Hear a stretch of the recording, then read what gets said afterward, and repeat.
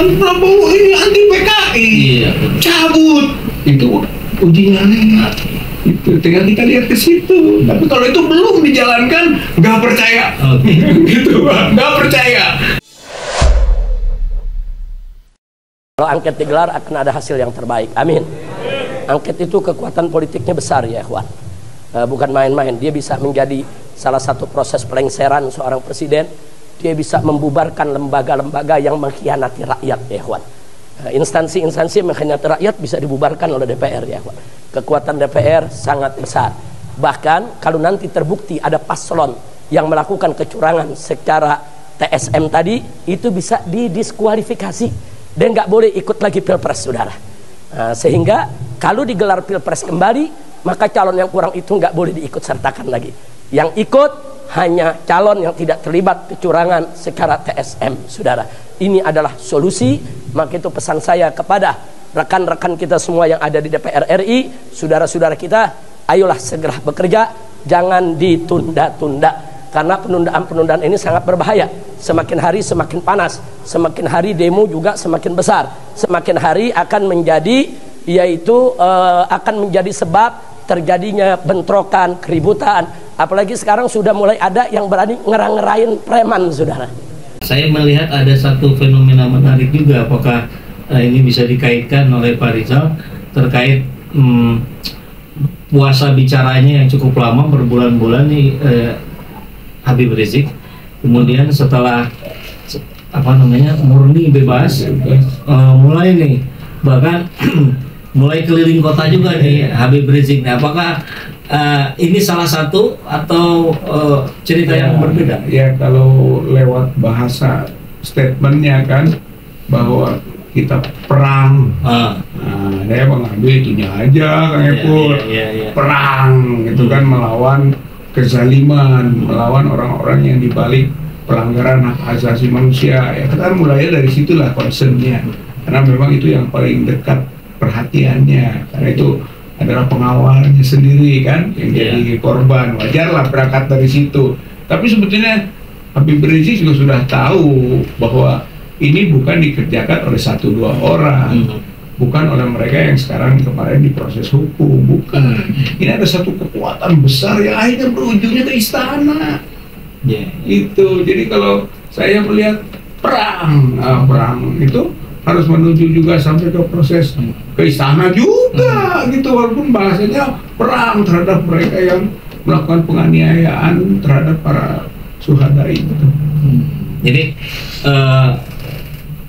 yang kita sebut unlinear ini adalah kelompok-kelompok non parlemen, kelompok elemen masyarakat. Anggaplah tadi di sini ada kami, petisi 100, Pora Asli, kemudian Habib Rizik dan segala macam. Ini semua menjurus satu titik tujuan utama istana, begitu. Nah, jadi tetap pada tadi busuk dari kepala. Gitu. Semua sudah sepakat, Pak. Tinggal kelihatannya bagaimana motongnya gitu. Tapi kalau dari komitmen sudah sama.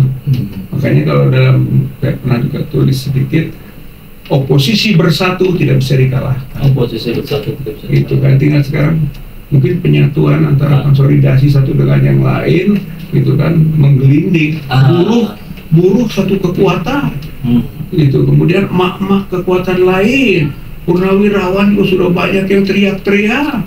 Islam melalui katakan satu kubu, salah satu kubunya Habib Rizik, ada kubu-kubu lain kekuatan Islam juga yang sebetulnya nanti ketika ketemu ada satu celah gitu ya, kalau bahasa lain saah atau momen, maka itu kan melakukan kekuatan yang dahsyat, Pak. Nggak akan tertahankan menurut saya, Pak. Tapi hari ini oposisi belum bersatu, Pak. Belum menurut saya. Upaya-upaya ke sana tentu ada ya. Ya jalan upayanya, tapi belum bisa mengikatkan sebagai satu kekuatan, karena biasanya berbareng, Pak, antara kebersamaannya oposisi dengan tingkat mungkin juga represivitas, Pak. Itu biasanya begitu kalau perubahan semakin represif semakin bersatu, dan semakin terjadi benturan yang bisa mengalahkan kelompok represif itu, Pak. Cuman ini uniknya menurut saya rezim ini malah mengulur-ngulur, tidak menunjukkan represivitas yang tinggi. Jadi ini karena pakai teori tadi mungkin teorinya akhirnya rakyat nggak merasa tersakiti. Itu Pak, itu juga ada desain. Makanya kembali ke tadi, kenapa rakyat begini, ada desain. Oke, kalau itu rakyat, Pak Rizal. Kalau di civil society tadi yang katakan ada di elemen-elemen masyarakat yang sudah berani melakukan oposisi, kira-kira ada kendala apa ya sehingga minimal hari inilah belum bersatu gitu, meskipun sedang menuju. Gitu. Kira-kira ada kendala apa? Ya mungkin juga para pimpinan di kelompok-kelompok itu belum maksimal berkomunikasi, karena biasanya juga toh gumpalan-gumpalan itu ada juga kepemimpinannya. Saya kira itu gitu, atau kadang-kadang ada prasangka ya kalau dimaju gitu kan, nggak mau atau ada apa ini, sehingga tidak belum ada saling pengertian. Ditambah dengan cara pengelolaannya tadi gitu kan, bagaimana bahasanya oposisi itu diganggayong, gitu kan. Kalau mestinya kalau mau betul dia tumpas maka akan cepat jatuh. Ini enggak sampai ke ujung masa kepemimpinan rezim Jokowi sampai Oktober. Tapi mungkin terjadi, semua serba mungkin Pak. Kita ikhtiar semua Pak. Saya kira beberapa kawan-kawan kita juga semua berikhtiar gitu, untuk mencoba berkomunikasi maksimal dengan kelompok-kelompok ini, termasuk fenomena baru PDIP yang harus jadi oposisi. Gitu Pak, karena jadi ada kekuatan baru di kelompok parlemen itu yang linier gitu kan. Dia harus mau membuktikan keberaniannya sekarang.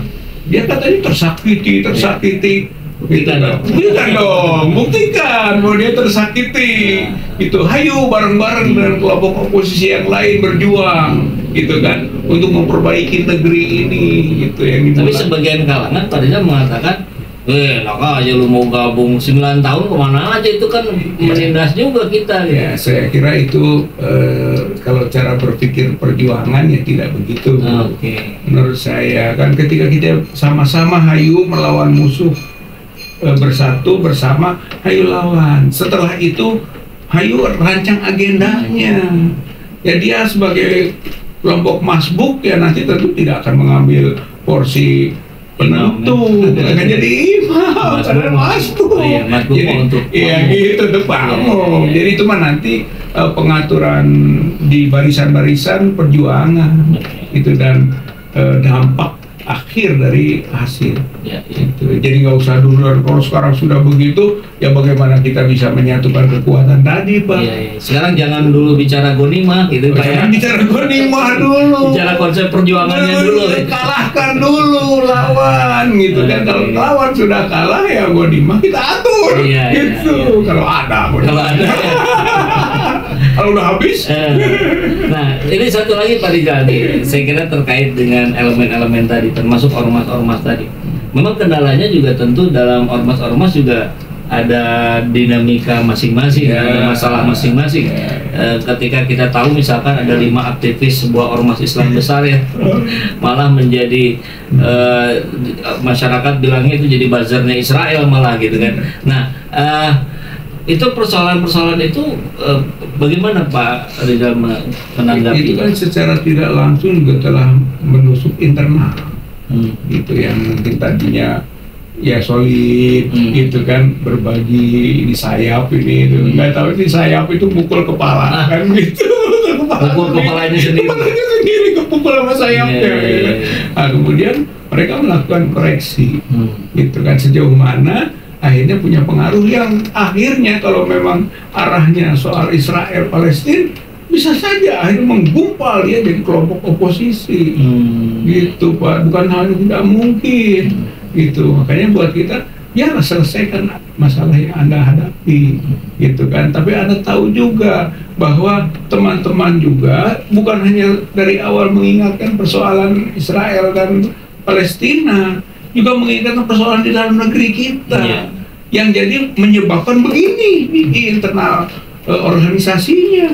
Itu kan produk, akibat juga, akibat begitu terbukanya ruang untuk masuknya kelompok Zionis gitu kan, Hasbara, apakah Rahim, dan kan kemudian juga Museum Holocaust, itu terbuka kitanya, pemerintah kita.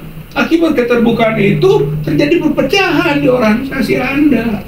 Itu. Ini kecerobohan atau bagaimana ketika secara resmi pemerintah menyebut tidak mungkin bekerja sama dengan penjajah gitu, tapi di sisi lain membuka ruang-ruang kerjasama. Karena rezim ini kan dubius dan berstandar ganda. Gitu, kalau nggak disebut dalam bahasa agama munafik. Gitu, jika nunya gitu kan, padahal itu. Gitu. Jadi kebongkar semua sekarang. Sok tantang soal Israel gitu misalnya, benar enggak kita mendukung Palestina gitu kan kita tantang. Kalau benar mendukung Palestina, tutup Holocaust, Museum Holocaust di Minahasa. Itu bukti Anda itu mendukung Palestina. Jadi bukan hanya berkoar-koar saja atau mengatakan kami akan kirim pasukan. Pasukan apa? Pasukan perdamaian. Perdamaian dengan siapa? PBB.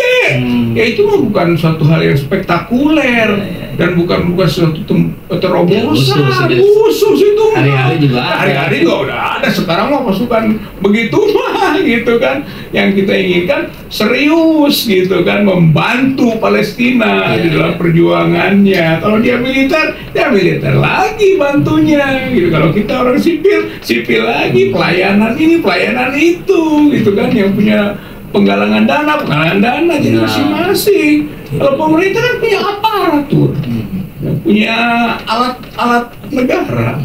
Nah, seperti itu contohnya. Ya, kita ingat juga kemarin tuh di waktu yang kurang lebih hampir bersamaan lah, walaupun mungkin dalam hitungan minggu atau bulan, yang ini nyumbang 40 miliar nih Muhammadiyah nih ke Palestina, yang ini 5 aktivisnya malah sowan ke Presiden Israel. Terlalu tolak belakang. Kalau internal harusnya dipecat itu. Ya, saya kira kita gitu kan dalam kaitan dengan spirit perubahan. Jadi kalau sentrumnya adalah istana yang harus diganti gitu kan, dengan berbagai upaya-upaya sebagaimana proses-proses hukum dan proses politik. Satu gitu kan tahapannya, ini sudah ada komitmen atau kesepakatan langsung atau tidak langsung gitu ya, itu makzulkan Jokowi. 2, jangan hanya makzul, yaitu tangkap dan adili gitu. Yang ketiga, baru kita pulihkan kedaulatan rakyat yang telah dicuri oleh segelintir orang itu. Maka memberi implikasi yang luas, yaitu terhadap pemulihan ekonomi, pemulihan budaya, pemulihan keagamaan, pemulihan sosial, pemulihan cara berpolitik yang lebih elegan, etik gitu kan, sesuai dengan apa yang tertuang dalam Mukadimah Undang-Undang Dasar 45, Pancasilanya sendiri, atau aturan-aturan dasar kita untuk bagaimana sebaiknya negara ini menjadi bagus ke depan. Rijal, maaf ini, jadi ada pertanyaan penutup. Dengan harapan-harapan kebaikan yang Pak Rijal sampaikan tadi, apakah itu mungkin terrealisir dengan presidennya Prabowo Subianto? Kalau saya masih skeptis, karena Prabowo masih punya paket Gibran. Gitu. Apakah memang sindroma ini bisa disingkirkan, atau dia tetap berada di bayang-bayang seperti itu? Saya kira untuk sementara atau sampai saat ini skeptis. Menurut saya mah sampai saat ini berbeda. Begitu. Sampai dia bisa membuktikan kebaliknya. Makanya ada tulisan juga, ini loh alat ujinya. Misalnya begitu dilantik langsung membuka kasus kilometer 50. Gitu Pak. Begitu dilantik lalu deklarasikan pemberantasan korupsi siapapun, maka dia membenahi gitu kan, yang kemarin-kemarin tabungan korupsi dibongkar, baru gitu kan, atau mencabut misalnya Kepres 17 2023 kan ya waktu itu 2022 soal PKI yang dilindungi. Misalnya kan Prabowo ini anti PKI, cabut itu uji nyali. Itu tinggal kita lihat ke situ. Tapi kalau itu belum dijalankan, nggak percaya. Gitu, nggak percaya. Itu bahwa dia bisa sebelum ada bukti-bukti. Jadi suzon ini bukan hal buruk ya ke dalam konteks ketika melihat peta politik. Enggak, Pak. Kalau dalam peperangan itu kan harus suzon. Masa kita baik sangka ini kekuatan saya, jujur loh, ini mangga lebat paling dia gitu kan. Ya enggak, karena ini Ghazwatul Fikr gitu kan, sampai Ghazwah dalam arti yang luas, Ghazwah sia-sia juga, Ghazwah politik. Rumus ketidakpercayaan kita justru upaya bagi mereka untuk membuktikan yang sebaliknya. Itu, Pak. Karena kan sama-sama kita ingin kebaikan.